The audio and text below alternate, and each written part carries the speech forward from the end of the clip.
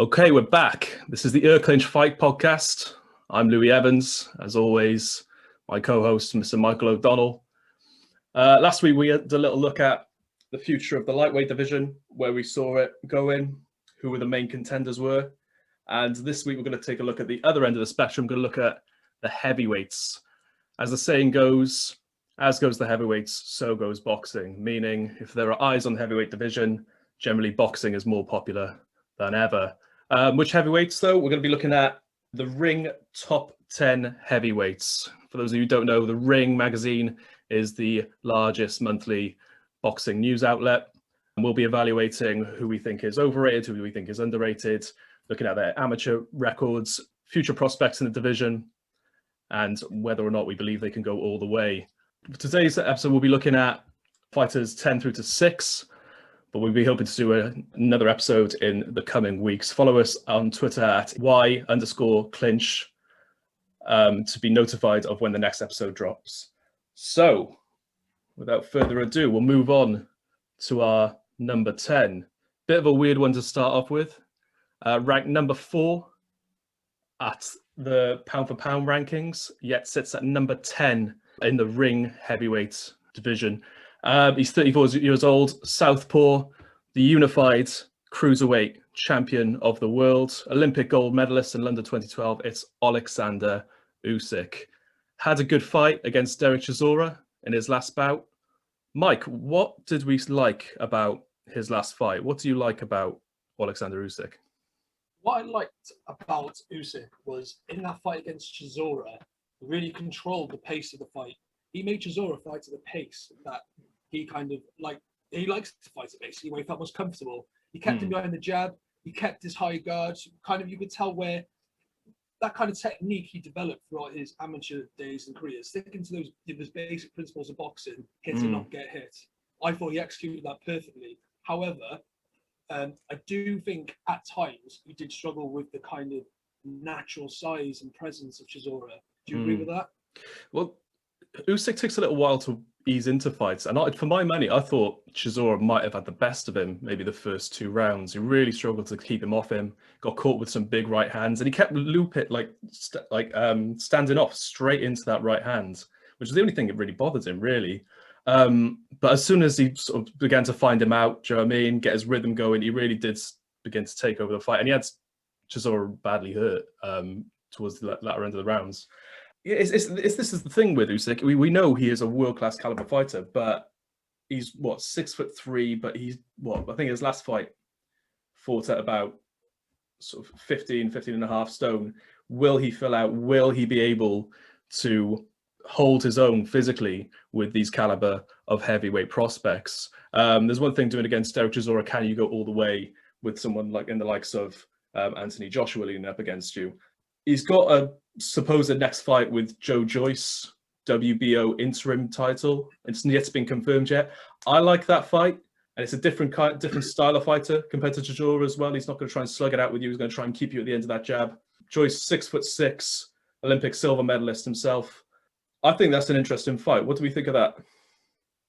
From a fan's point of view, it's an absolutely brilliant fight. It's got obviously there's a bit of history between them both fighting in the World Series of Boxing, it's called, I believe. Usyk was a lot more experienced than Joyce at the time, but Joyce gave a very good account of himself, considering this was before Joyce went into the Olympic Games and achieved all these major honours as an amateur. He gave a really good account of himself and really forced the pace against Usyk. And I thought made the most of that kind of raw novice kind of ability that he had at the time and really pushed Usyk. But Usyk, when I watched that fight back, Usyk did at times outclass him. You could tell who had the bigger pedigree at the time. But now, going into that fight, they've both come such a long way. Like Usyk, undisputed cruiserweight champion. He's now gone up to heavyweight against, in my opinion, a C-level fighter, again, Chaz Witherspoon. I would say a B-level fighter, really, in Chisora. Do you agree with that? I wouldn't put Chisora in the A category. Chisora is kind of a gatekeeper to those top 15s. If we pulled up the rankings now, Chisora always kind of hovering around there. Do you know what I mean? He'll give you a tough fight, but he's just not the same caliber as the people we'll be discussing today, unfortunately. That's it. I think. Sorry, just to Also add, I think now that fight in the pros, Joyce and Usyk is really interesting because now Joyce is coming off a really big win against Daniel Dubois, who champion. a lot of the experts actually tipped him to get beat, even though he's the Olympic silver medalist, a way bigger extended amateur career than Dubois, and also fought better opponents, in my opinion, than Dubois coming into that fight. He fought a good list of B-level opponents. I would Beat say. Jennings, Byron Jennings. Got a unanimous decision over him. Yeah. It's good. Former world champion. Yeah. Stylistically, it's a complete contrast to Chisora as well. I mean, the Dubois fight, he just jabbed his face off for most of the fight. Yeah. I mean, broke his eye socket. If he can utilize that range and utilize that physicality and keep Usyk off him, we'll learn a lot about Usyk and how he'll fare at heavyweight, depending on how he deals with Joe Joyce. But I really like that fight. Yeah, I mean, he's such an awkward character, Usyk, as well. Do you know what I mean? Like southpaw, very few southpaws in that top 10. Won't stand in front of you. He's going to utilize that footwork, fast hands. Probably, arguably, the most technically gifted boxer that we'll see today. It's whether or not he can go all the way with the frame that he has. We'll move on. Coming in at number 9. Oscar Rivas, bit inactive. This one hasn't fought since he fought Dillian Whyte back in 2019. Lost the fight, but away from home, fought in London in Whyte's backyard. Knocked him down quite badly in the 9th, and made it competitive. Were you impressed with him in that fight? I wasn't particularly impressed with him against Dillian Whyte in that fight. I think Dillian Whyte controlled most of that fight, and I believe he was the rightful winner. Going into that fight, again, I'm going to go over kind of the B-level category fighters. Going into that fight, his best opponent that he had beaten, his best win, was Brian Jennings, who he actually had trouble with in that fight as well. He did well to he was a very close contested fight against Jennings, but then he got the stoppage at the end, which I think he needed really to really cement that victory, because it was quite uncertain if he would get it. However, so Dillian Whyte was the first that he kind of came up against, and he's obviously come up short against Dillian Whyte. However, I also do wonder if the fight was in Montreal, Quebec, where he's based out of. Could there have been a different decision on the cards? Could the scorecards been a bit closer? Especially with Rivas scoring the knockdown. That really worked in his favour. It's a big step up going from Jennings over to Whyte. I mean, Whyte's a top 5 fighter. What kind of impressed me, though, I mean, he's probably technically the least gifted of the ones we're going to discuss today, but he is tough. But he loads up every shot. That's what they've said on the commentary. Just, there's no like pat, pat, bang. It's every shot he just kind of loads up, and he'll just charge at you and make you work. Just relentless. I think he goes back to Colombia sort of semi-frequently to do altitude training. So he's just an absolute demon for cardio. So he'll give anyone, a hard night. But whether or not he's got the technical quality, whether or not he can step up and really put it on these top contenders is yet to be seen. However, at this weight, but not ranked Oscar Rivas, although he sits at number 9 in this list, unranked by any of the top governing bodies, not WBC, WBO, IBF, or WBA. However, sits at number 1 contender in the WBC Bridgerweight rankings. What do we think of that? For one, he's kind of fights about that weight anyway. He's 6'1", not a big fighter. The real question is, do you really want to stick out with heavyweight, or do you want to make a good run and try and be a world champion, albeit for a new weight division that hasn't really.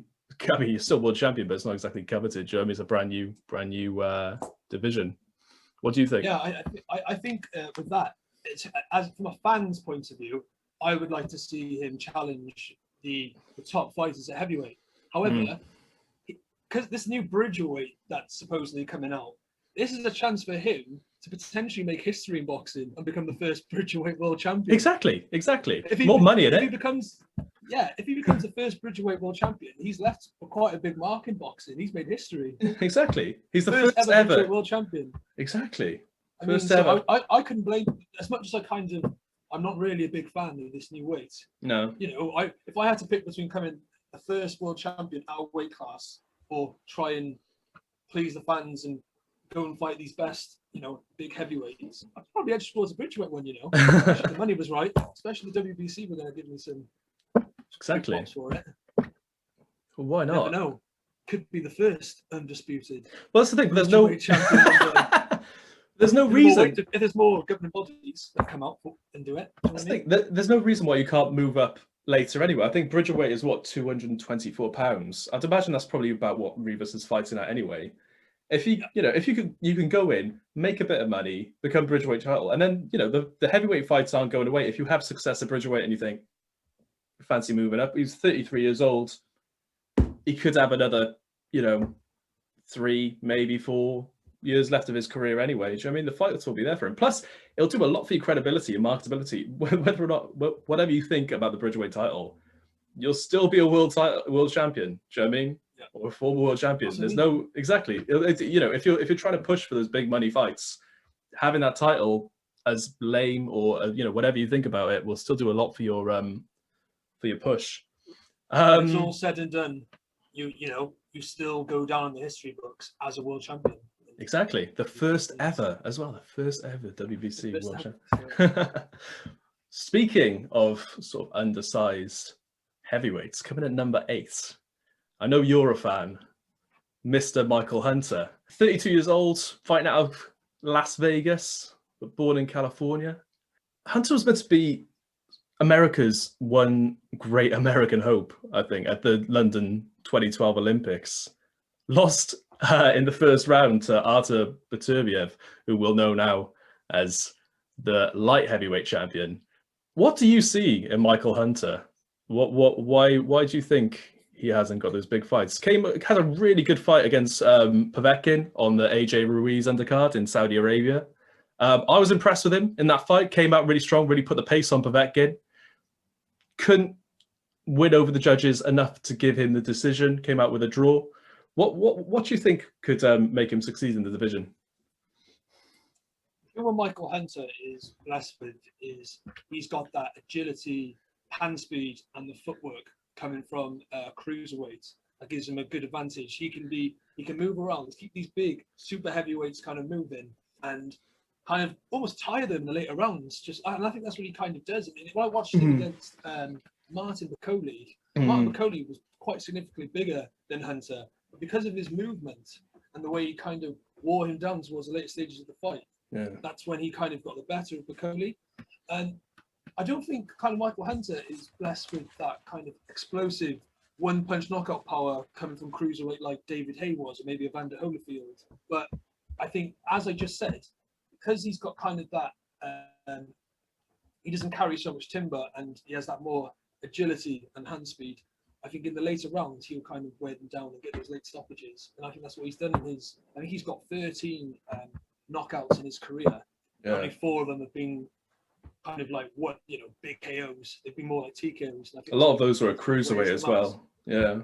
Yeah, and he takes them on late. And he uses I think he understands that he's not gonna kind of outmuscle these guys or use his weight against them. So he needs to kind of make the best of what he has, and he needs to use his skill set, his natural ability, because if we had to do the rankings in terms of who was the most skillful in the division, for me, he'd be in the top 5, without doubt. What, over Usyk? I mean, those two. The top, not the best, but he would be in that top 5 in terms of. Oh right, okay. Set, if that makes sense. Yeah, no, of course. Speaking of Usyk, though, I mean, those two have actually fought back in the cruiserweight days. Hunter challenged for the cruiserweight titles against Usyk. Didn't get the job done. Had some early success from about rounds maybe 1 to 3, kept Usyk off him. But like I said, Usyk does start slow before he sort of switched on the matrix and started to work him out and took over the fight. Hunter moved straight up to heavyweight after that fight. There's maybe an argument for that he was weight drained, maybe he couldn't compete at that weight anymore, that 200-pound weight anymore. Do you foresee the fight going any different if those two were to match up again? Because it's a good fight for Usyk if he's looking to, he's not an oversized opponent. If he can, he's above him in the rankings. It's a good name as well. Do you like the size of that fight? I would really like to see that fight at heavyweight, because what I've seen from Michael Hunter at heavyweight, like I said, coming from cruiserweight, he makes the most of his skill set and the speed advantages he has. When I watched him against Usyk in that first fight, what Usyk kind of tends to do, he did it similar to Bellew. He starts slow, but then as he gets into the fight, he really gets you overthinking like what he's going to do next. I think that almost tires fighters. Yeah, that's what I think he did what Usyk did with Bellew. Bellew was so it was such a chess match that he had with Bellew that Bellew kind of wore himself out from it. All that overthinking of what punch do I throw next? Do you know what I mean? Because Usyk could counter it, he could slip it, and I think that's what he kind of did with Hunter. And I think that's why maybe Hunter moved up to heavyweight, because at cruiserweight they're a bit more agile. He might be thinking it could be more of a chess match against these cruiserweights. Whereas if I go up to heavyweight, most of these are big sluggers, and if I'm moving around them and kind of wear them out, that's when I use the opportunity to kind of take them out late, and maybe gives me a better opportunity to win a world title, and probably more money as well. There's more money in the heavyweight division than there is in the cruiserweight division. There's bigger names, and people are more interested in the heavyweights. For example, if I ask some of my friends who aren't massive boxing fans, have you heard of cruiserweight? A lot of them will probably say no. Oh yeah, well the money's where the heavyweights are. It's it's an interesting one as well. I mean, we got three Americans in this division, so there's really good money fights out there for him. Do you know what I mean? I know Ruiz flies under the Mexican banner.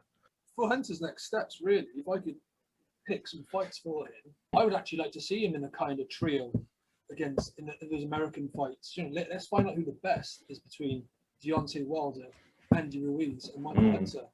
We've got our heavyweights in Britain. We've got Dillian Whyte, we've got AJ, we've got Joyce, we've got Dubois, we've got Chisora. We've got our own proper heavyweights, and we'd all love it. They all fought each other. Why don't America do the same? Even if it's not the world titles, which is probably the biggest thing for them, it'd be great for America, because I think those fights will sell. That's the thing. Yeah, if Deontay Wilder's not even a big. Well, he's not really a big name in America, is he? And he was world champion. I don't know. I think things are caught on. I think after the Fury really did make Deontay's career. Do you know what I mean? That first fight was, for my money, one of the best fights I've ever seen, ever seen live. And then he had a couple of, I think he has a couple of fights in and around America while they tried to build up his profile for the second fight. So I don't think he's quite the nobody that he was back then. And as soon as people got whiff of, the knockouts that he was doing on people, he fought Luis Ortiz again, knocked him out like pretty badly.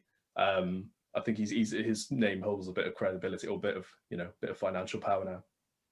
Coming away from America though, away from Europe even, got Mr. Joseph Parker, the Kiwi, 29 years old, probably the most experienced of the heavyweights that we'll speak today.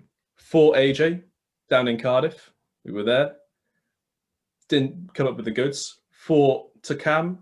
Fought White in a competitive fight. Fought Andy Ruiz. Beat Andy Ruiz out in New Zealand. Do we think he's good enough to challenge for a world title again? Obviously, we know he can come up with the goods against AJ, but, say, for example, the division fragmented once more, and, you can pick up a vacant WBO or an IBF. How good do we think Joseph Parker could be? He's still got a couple of years left, only 29 years old, got a long career ahead of him. Joseph Parker is at a stage in his career where I think he needs the right fights at the right time now. He's kind of been there and done it. He's held a version of the world title. He's been involved in a stadium fight with AJ, which really, quite frankly, it doesn't get much bigger than that. So he's been at the biggest stage. But I think he kind of knows he isn't as good as probably the AJs and the Furies. However, he's still relatively fresh. He hasn't taken a lot of punishment really over the years. For example, against AJ, he wasn't very ambitious in that fight. He kind of fought to survive rather than win. So I think he knew he was kind of overmatched. Even though I didn't think he was going into that fight. I thought he'd give a good account of himself, but wasn't the case, unfortunately. But against Dillian Whyte, although he lost that fight, I think he did kind of get redemption credit from the British fans because he did try. You know what I mean? He had a late flurry and almost took Dillian Whyte out. Dillian Whyte was holding on for his life, wasn't he? At the end of that fight, honestly. So I think he kind of redeemed himself in that performance there, even though he lost. But I think now with Joseph Parker, he needs the right fight to the right time. He's coming to that probably his last chance of kind of reaching the top. I know he's ranked actually quite highly with the IBF. I think he's ranked 5 or 6. And if he could get a fight with someone like Charles Martin, who's rated at number 2, that's true. He's rated number 2. I think he wins that fight pretty comfortably, and I think that can get him right up there and potentially a rematch against AJ or whoever holds the IBF in the next year or so. I don't know. My only experience of Charles Martin was when he came out in that bloody crown. It sounds like a good fight for him. Like he's good in so many aspects, but just not amazing at anything. Do you know what I mean? He'll always give you a tough fight. He's got decent, fast hands, probably not the fastest feet in the world. Big enough to deal with, you know, the likes of these super heavyweights, the likes of AJ, 6'4", it can keep you at the end of that jab.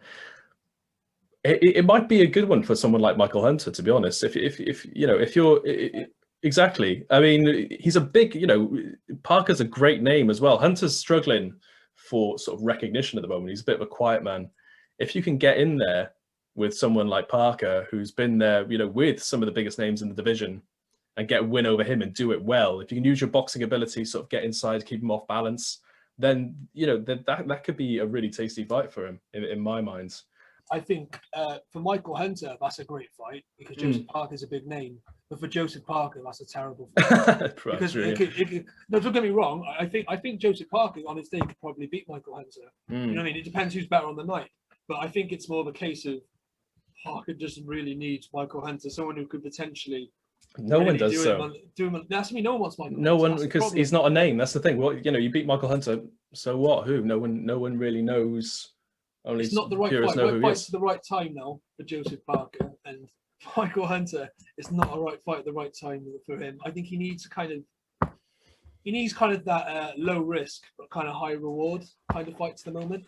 That would lead to a big payday again. He's got a fight coming up in his native New Zealand. Junior Farr. What do we think of that fight? Bit of a tune-up. It's a hard one really because Junior Farr, he's undefeated. But he's kind of only fought that, you know, B and C category fighters, saying that, you know, going back to that B and C category thing. So he could be either, you know, he could be one of those that now he's got that step up against Parker, who's in that top 10. He could be the real deal. He could either really shine in that fight and give, you know, and beat Parker. But there's also a chat from Parker's point of view. It's also a chance for him to really establish himself now as who is the true king of New Zealand, who is number 1, me or Junior Farr. This young but Junior Farr's now challenging Parker for that throne. And I think now, you know, it's a good fight for both of them really to kind of establish who's number 1 over there. And I also think that Junior Farr needs kind of that. Joseph Parker's got a bigger following than Joseph Parker has got a bigger following than Junior Farr. So maybe it's a chance for Junior Farr to kind of take that fan base from Joseph Parker, New Zealand, and take it over to Britain or the States, etc. Yeah, that's what the money is. Moving on then, and probably the most famous person of those we're going to discuss today is the Mexican doughboy himself, Andy Ruiz, former WBO, IBF, and WBA champion after knocking down AJ, the man himself, back in 2019.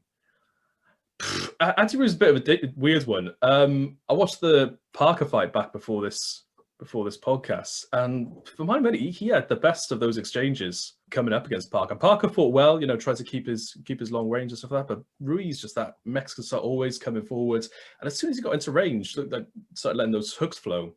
Always seemed to have the better of the exchanges. Had Parker clipped a couple of times. The big question with Andy Ruiz is, has he still got the fight anymore? Beating AJ in Madison Square Garden and then having the rematch in Saudi Arabia later that year will have made him rich beyond probably his wildest dreams. And, you know, I think he might have, you get the impression that he kind of knew that as well. He should have 20 pounds heavier for the rematch. He's switched camps now. He's fighting with the likes of Ryan Garcia and Canelo Alvarez. Hopefully some of that professionalism will rub off on him. Do we still think he's got a long career ahead of him in this division? Can he go all the way? It's like you said, Lou. It really depends on what the ambition and desire of Andy Ruiz is. Andy Ruiz, in my opinion, is good enough on his day to potentially beat any of those fighters in that top 10 on his day. If they're not 100%, Andy Ruiz will give them nightmares. He will be in your face. He will wear you down with, his overweight body, but freakishly very good hand speed. It's deceptive. It's crazy. Yeah, it's not just that. It's foot speed as well. He gets in nicely as well. Do you know what I mean? Good head movement. He is a deceptively very, very talented fighter. It's just and he's got a good chin. And I know he got good chin. He got caught with some absolute beans in the rematch against and came up off the canvas in the first fight against AJ as well. But yeah, just deceptively good. Whether or not that's the thing. It's such a disappointment. You just want to know whether or not he feels up to it, because there's such good fights there for him as well. Do you know what I mean? Oh, yeah. The Mexican market for pay-per-views is the largest in the world. They absolutely love it. Hence Canelo's sort of the pay-per-view king at the moment. If he could get into a good, you wouldn't even need a title on the line to put the likes of him versus Wilder. Him versus Hunter would be a great fight as well. Who is the king? Who is the next great United States hope? I know he flies under the Mexican banner, but he's based out of California, speaks both fluent Spanish, fluent English. You could market that thing incredibly, but it's whether he has the drive. It's quite unfortunate, to be honest. And the Americans, man, if he won back a world title, they claim he's American again. They take him back with open arms. He's not Mexican, he's American. They'll take him back. It's like that old Andy Murray joke. Do you know what I mean? If he wins, he's British, but if he loses, he's Scottish. Exactly. But also as well, going back to Andy Ruiz's new training camp. So obviously now he is coached by Canelo's trainer, Eddie Reynoso, and now he's part of that winning team of the Canelos and the Ryan Garcia. I think it's a really good move for him because coming from his last training camp with Manny Robles, he was probably the top dog, probably for I can do what I want kind of thing. Whereas in this new camp, this new kind of environment he's in, they're not going to take any crap from him. Do you know what I mean? If he's not going to dedicate 100%, they're not going to be interested. Obviously, I think they're very delighted to have the first Mexican world heavyweight champion in their camp. They've also got kind of this what's the word? Kind of like an ego. Do you know what I mean? They need to hold on to that winning mentality. They believe they're the top boxing team in America and the world. They've got the pound for pound king, the best fighter in the world, Canelo Alvarez. They've got Ryan Garcia, who could become the hottest prospect in the world. Yeah, exactly. Yeah, let's be honest. He is probably the next big star of America, provided he keeps winning. And there's a lot of potential for him in that camp, but it's all about Andy Ruiz. What is there left? What's the mindset? Does he really want it? He's got everything there for him to be successful. It's down to him now, really, to how much he can make of this opportunity. Okay, so if we had to rank those who we've spoken about today, how would you put them in the division? So we got Alexander Usyk, Oscar Rivas, Michael Hunter, Joseph Parker, and Andy Ruiz. Do you agree with the Ring magazine? Do you reckon there's a bit of dispute there? No, I do not I do not agree with the rankings. I personally think the only reason really Oscar Rivas is in that top 10 is because really I wouldn't know who else to put in. But actually, no, I take that back. I would actually have Joe Joyce in there instead of Oscar Rivas. So I think he's got better wins on his resume. I mean, going back to Rivas's record, he's only the top fighter he's beaten is Brian Jennings, who is really, in my opinion, on the slide fighter. Yeah, and he's on the slide. He's not. That wasn't a prime Brian Jennings, was it? No. And the first A level fighter he fought was Dillian White, and ultimately he lost that. And yeah, I personally don't think he really should be in that top 10. Could he be the next Bridgerweight champ? Well, yeah. He is a potential history maker at Bridgerweight, and it's exciting for him. Do you know what I mean? It's a great opportunity for him.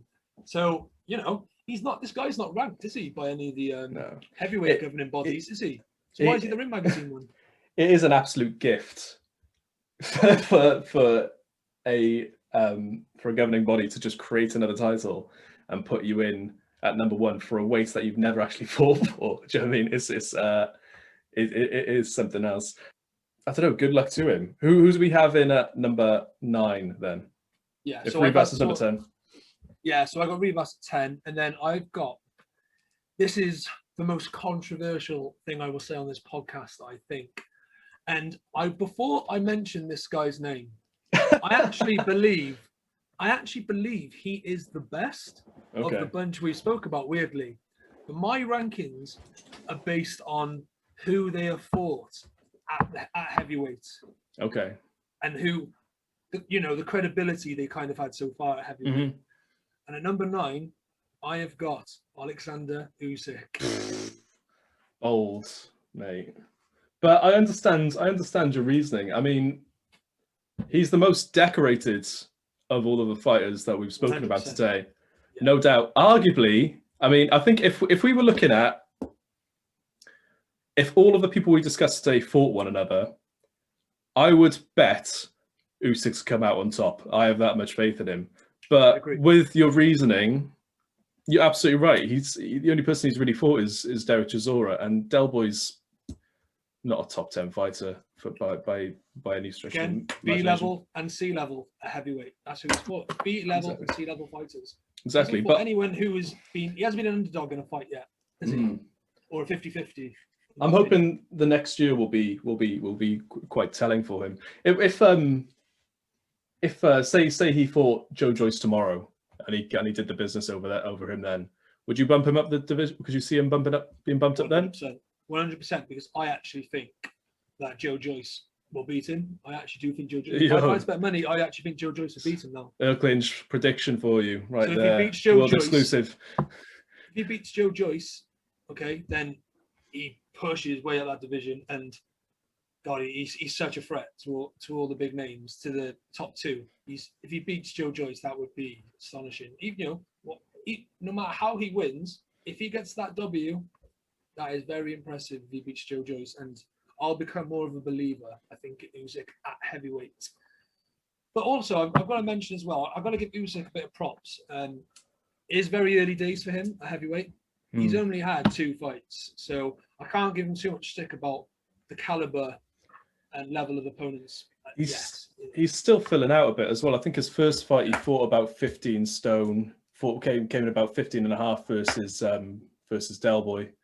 Yeah, it's a gradual process. If he can build that physicality a little bit more, and he might be able to, keep these heavyweights off him, keep them at bay a bit better. We'll see what happens. But I mean, I have faith. I think he's got the boxing ability to just keep them off balance and go, really be a contender in this division. Number 8. I've got my boy, Michael the Bounty Hunter. Really? Okay. See, I know you rated him, but I thought you would rate him even higher than that. Why did you put him in at number 8? I put Michael Hunter number 8 because he has fought better opponents at heavyweight than Usyk has. I know Usyk has beaten Michael Hunter at cruiserweight, but it's a different ballgame at heavyweight division. And I think since they've both gone up, Hunter's beat Sergey Kuzmin, who was undefeated. I think he was 15-0 at the time. Dangerous fight that was for him. That was a 50-50. And he knocked Kuzmin down as well. He really beat him well in that fight. He also fought Ustinov, who was like 6'8". It was a similar size to Tyson Fury. I remember he was scheduled to fight Fury, and they were basically the same size. And Ustinov is massive. He's not very. Don't get me wrong. He's not amazing. He's not a world beater. But he's a big lump compared to Michael Hunter, and he's kind of been quite highly ranked in the different governing bodies in the past. He also fought Alexander Povetkin, who I thought, like you said earlier, he probably did enough to win that fight. I think at times he kind of outfought Povetkin. I think he had the more dominant skill set, I think, in that fight. He looked it anyway in that particular night. If you look at that fight, I mean, when the final bell rang, Hunter had a really great 11th round and Boxwell in the 12th. Like, if that fight had gone 15 rounds, there's no doubt I think that Hunter probably would have pulled away. Yeah. Povetkin looks, well, I mean, Povetkin always looks gas, but always seems to come out with an absolute clobber over left hook. I'm really interested to run that one back. I think there's still a lot to be said there. And it's a great fight for Hunter. You know, Povetkin, ranks number 4, I think, by the ring rankings now. If we're taking these as gospel and you want to move up those rankings. And, you know, Povetkin's 40 years old. Povetkin ain't going to get any better, straight up, put it that way. Do you know what I mean? You don't you don't improve once you get past. It's a terrible fight for Povetkin to go into that rematch as well. It's just such a high risk. I mean, don't get me wrong. If he beats Dillian White again, is he really going to want to fight Michael Hunter? Absolutely not. Think, no, he's not. He's not going to. But someone has to let Michael Hunter in. Michael Hunter is knocking on the door. Yeah, exactly. Someone someone has to let him in. Do you know what I mean? You need someone to sort of. Even the promoters don't want him. The promoters don't even want him. I don't know why it is. I don't think he's necessarily boring. If he was a bit boring and it's just not marketable enough. Do you know? He hasn't got the body. And he kind of just did enough to win on points all the time. I get it, but he's quite action packed in his fights. That fight against Povetkin was a great fight. And other fights against Piccoli, that was a great fight as well. And it's like you said earlier with Hunter. You said with Usyk, you're interested to see how he could kind of keep these heavyweights at bay more. And I think Hunter's done that pretty well so far against these bigger men. And that's, for me, that's why he's ranked quite highly for me. And I think on his day, he really could potentially beat any of these names if he gets his chance. I really do. I'm a big believer in Michael Hunter, but I just hope it's not one of those stories when he just, kind of like Rigondeaux, didn't really get those big opportunities that he should have. And he was a great fighter. So let's just hope that's not the case for him. Number 7, we've got Joseph Parker. Okay. Joseph Parker, I think, like I said earlier in the episode, I think he knows that he isn't as good as the cream of the crop in that division. And I think, again, at the stage of his career, he needs the right fights at the right time, because if he goes in with a Michael Hunter, maybe say an Usyk, someone who can make him really look terrible on the night, it's kind of all over for him. No one's really going to believe in him again, are they? They're not going to think he can really get there. So I think with Parker, he really needs to carefully pick his fights and, try and find the best route for him to climb to the top. But I think at the moment, like you said earlier, he is probably the most experienced in that division, and he's probably been involved in the most relevant fights. He's quite, in this modern day era of heavyweights, he has played actually a really big part of that, holding that world title that was vacated by Tyson Fury, and he kind of opened the division up a bit more, didn't he? When with the likes of AJ beating him and getting all these, almost not, getting these, not allowing these kind of big names to make their name really by getting the win. Exactly. If that makes sense. Yeah, he's like I said, he is a good gatekeeper. He'll give anyone a hard time, and I think if you beat someone like him comfortably, then you are on your way to really be a mainstay in the division and a real contender, which means none other than Andy Ruiz in at number 6. I fear that this one, you'll have a very different opinion of him this time next year if we ever revisit this. But, you've got to give him credit. I think, and this isn't just, I can understand that. It's not just the AJ fight alone either. Do you know what I mean? I generally think he beat Parker. Parker probably got a bit of a hometown decision when those two fought. It's an excellent amateur career. Yeah, if he can just pull his trunks up, then I think he could be a real contender once again. Would you like to add anything to that? Yeah, just like you said, Andy Ruiz, his biggest opponent. Well, actually, he has 2 big opponents: his weight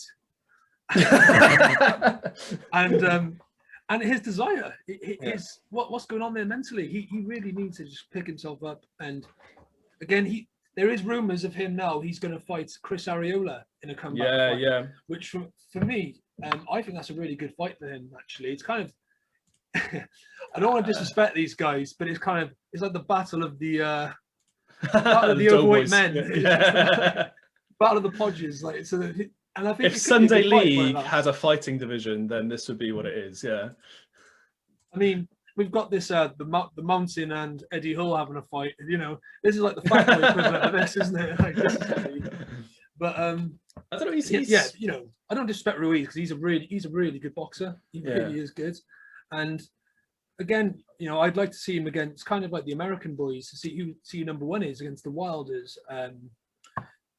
Michael Hunter's let's throw Charles Martin in. They got that Konaki who's based in America from Poland. Helenius is also based over there now. Yeah. Luis Ortiz. Do you know what I mean? Like, let's go all them. There's Premier Boxing Champion company fighters to kind of fight each other. Then I'm looking at this Ariola now. I mean, I fully, if put it this way, if Ruiz doesn't beat this guy comfortably, it's over. It's over. Yeah. Do you know what I mean? Like, the guy's incredibly inactive. He fought, to be fair, challenged for the WBC back in 2016. Got knocked out by Deontay Wilder.